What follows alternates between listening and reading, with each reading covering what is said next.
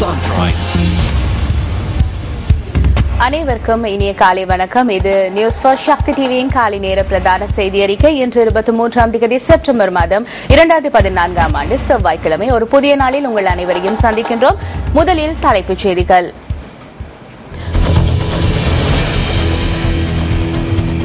ஊவா மாகாண சபை தேர்தல் வன்முறைகளை தடுப்பதற்காக போலீசார் தொடர்ந்தும் கடமையில். குர்நாகல் கஹட்டகக சுரங்கத்தில் ஊழியர்களின் உண்ணாவிரத போராட்டம் இன்றும் தொடர்கிறது. இலங்கை தொடர்பிலான அறிக்கை ஐநா மனித உரிமைகள் பேரவையில் நாளை சமர்ப்பிக்கப்பட உள்ளது.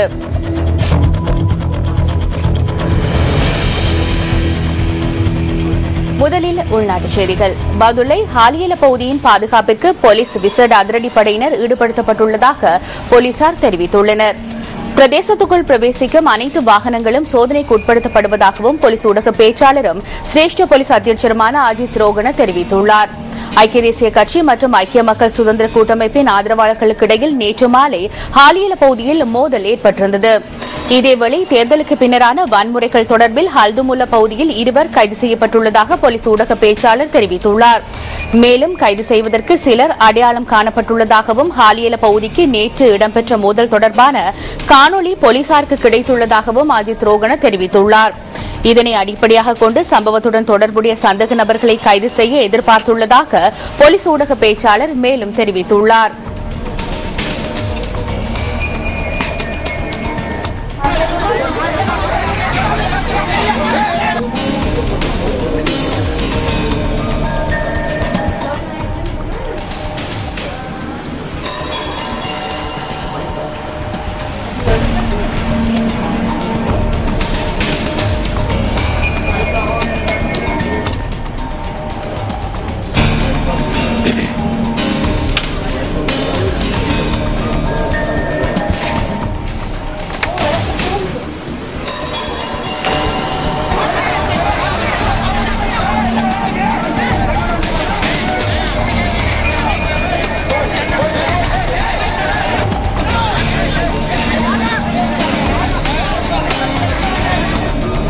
ஐக்கிய நாடுகளின் பொதுச்சபையின் 69வது கூட்டத்தொடர் உறுப்பு நாடுகளின் பிரதிநிதிகளின் பங்கு பெற்றுதலுடன் இன்று ஆரம்பமாகிறது.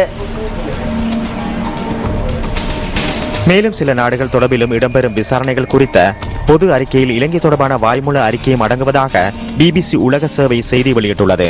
இதேவேளை ஐக்கிய நாடுகளின் விசாரணை குழுவினால் முன்னெடுக்கப்படும் விசாரணை மற்றும் அதன் எதிர்கால விடயங்கள் தொடர்பில் அறிந்து கொள்வதற்கு இலங்கை உள்ளிட்ட உறுப்பு நாடுகளுக்கு இதனூடாக சந்தர்ப்பம் கிடைத்துள்ளதாக இலங்கை மனித உரிமைகள் ஆணைக்குழுவின் ஆணையாளர் கலாநிதி பிரதீப மகாநாமஹேவா குறிப்பிட்டார்.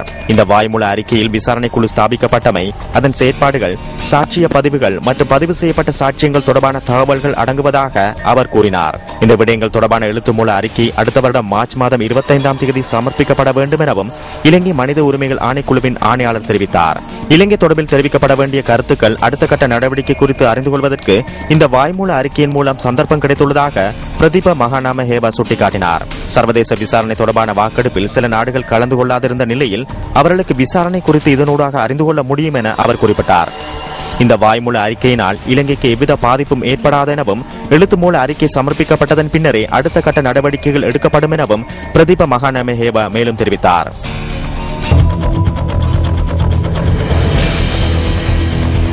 குர்நாகல் கஹட்டக காரிய சுரங்கத்தில் தொழிலாளர்கள் சிலர் ஆரம்பித்துள்ள உண்ணாவிரத போராட்டத்தை இன்றும் தொடர உள்ளதாக தொழிலாளர்கள் அறிவித்துள்ளனர். 1132 அடி ஆழமான சுரங்கத்தினுள் இருந்து தொழிலாளர்கள் நேற்று உண்ணாவிரத போராட்டத்தை ஆரம்பித்திருந்தனர். தமது கோரிக்கைகளுக்கு நேற்று தீர்வு கிடைக்காமையினால் போராட்டத்தை இன்றும் முன்னெடுக்க உள்ளதாக அவர்கள் குறிப்பிட்டனர். 3 கோரிக்கைகளை முன்வைத்துள்ள சுமார் 70 தொழிலாளர்கள் உண்ணாவிரத போராட்டத்தில் ஈடுபட்டுள்ளனர். பேச்சுவார்த்தை மூலம் தொழிலாளர்களின் பிரச்சினைகளுக்கு தீர்வு காண்பதற்கு எதிர்பார்த்துள்ளதாக கைத்தொழில் மற்றும் வர்த்தக பிரதி அமைச்சர் லக்ஷ்மன் வசந்த பெரேரா தெரிவித்துள்ளார். தொழிலாளர்களை நிரந்தரமாக்குவது தொடர்பில் நிதி அமைச்சுடன் பேச்சுவார்த்தை நடத்த உள்ளதாகவும் அவர் மேலும் தெரிவித்துள்ளார்.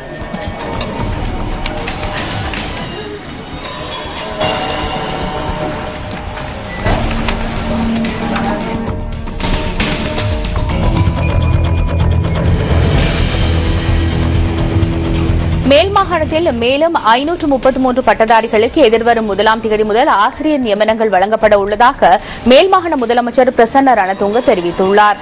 தகவல் தொழில்நுட்ப பாடத்திற்காக 176 ஆசிரியர்களும், கணித பாடத்திற்காக 289 ஆசிரியர்களும், சித்திர பாடத்திற்காக 53 ஆசிரியர்களும், மேற்கத்திய சங்கீத பாடத்திற்காக 15 ஆசிரியர்களும் இவ்வாறு நியமிக்கப்பட உள்ளனர். மாணவர்களை இனங்காணுதல் மற்றும் கற்பித்தல் முறைமை தொடர்பில் அவர்களுக்கு விசேட பயிற்சிகள் வழங்கப்பட உள்ளதாக முதலமைச்சர் தெரிவித்துள்ளார். இதேவேளை மேல் மாகாணத்தில் 2014ஆம் ஆண்டுக்கான ஆசிரியர் பரீட்சைக்கான விண்ணப்பங்கள் கோரப்பட்டுள்ளமை குறிப்பிடத்தக்கது.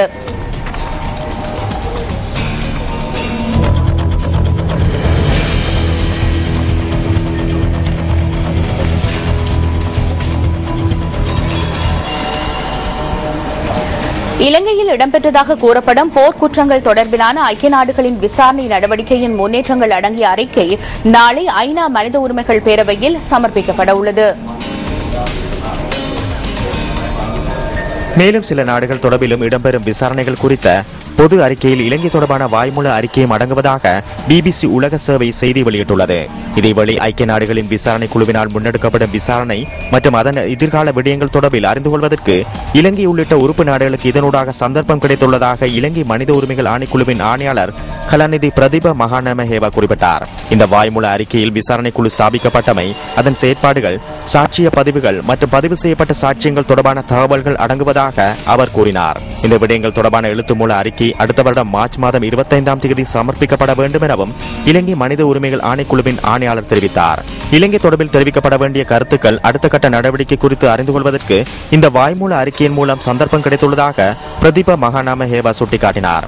சர்வதேச விசாரணை தொடர்பான வாக்கெடுப்பில் சில நாடுகள் கலந்து கொள்ளாதிருந்த நிலையில் அவர்களுக்கு விசாரணை குறித்து இதனூடாக அறிந்து கொள்ள முடியும் என அவர் குறிப்பிட்டார். இந்த வாய்மூல அறிக்கையினால் இலங்கைக்கு எவ்வித பாதிப்பும் ஏற்படாது எனவும் எழுத்து மூல அறிக்கை சமர்ப்பிக்கப்பட்டதன் பின்னரே அடுத்த கட்ட நடவடிக்கைகள் எடுக்கப்படும் எனவும் பிரதீப மகாநமஹேவா மேலும் தெரிவித்தார். லேடன் கிண்ண பாக்ஸிங் போட்டியில் திறமையான வீரருக்கான விருதை பன்னல விளையாட்டுக் கழகத்தின் நிவங்கா சாந்தர்வன் சுவீகரித்துள்ளார். 72வது தடவையாக நடைபெறும் லேடன் கிண்ண பாக்ஸிங் போட்டி 4 நாட்களாக சுகர்தாச உள்ளக விளையாட்டரங்கில் நடைபெற்றது. இந்த போட்டியில் 170 வீரர்களும் 65 வீராங்கனைகளும் பங்கு பெற்றிருந்தனர். திறமையான வீரருக்கான விருதை பன்னல விளையாட்டு கழகத்தின் நிவங்க சந்தர்வன் சுவீகரித்ததுடன் திறமையான தோல்வியாளர் விருதை இலங்கை ராணுவப் படையின் சானக அசங்க சுவீகரித்தார். திறமையான வீராங்கனைக்கான விருதை இலங்கை ராணுவப் படையின் திலினி மனோஷா வீரசிங்க தன்வசப்படுத்திக் கொண்டார். திறமையான தோல்வியாளர் விருதை இலங்கை விமானப்படையின் MPK சால்காது வசமானது. லேடன் கிண்ண பாக்ஸிங் போட்டிகளில் அதிக தடவைகள் பட்டம் வென்ற முன்னாள் வீரர் இந்திரதாச ஜெயசிங்க தலைமையில் போட்டியின் நிறைவு விழா இடம்பெற்றது.